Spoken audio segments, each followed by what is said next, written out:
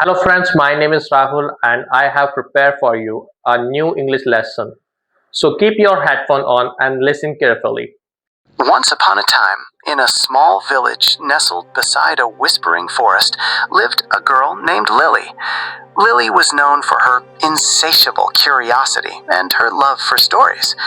One sunny afternoon, while exploring the edge of the forest, she stumbled upon a path that was hidden behind some overgrown. The sunlight filtered through the canopy in shimmering patterns and the sweet scent of wildflowers. She had never seen such vibrant colors or heard the birds so beautifully. The path led her to a clearing where a magnificent garden bloomed.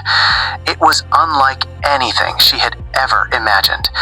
There were flowers that danced in the breeze and trees that whispered secrets. In the center of the garden was a sparkling fountain, and by its edge, a single, radiant rose. As Lily gazed at the rose, she felt a sense of peace and wonder fill her heart. It was a magical place, a secret just for her. The sun began to set, casting golden hues across the garden, and Lily knew it was time to go. She promised to return, keeping the magic of the garden in her heart.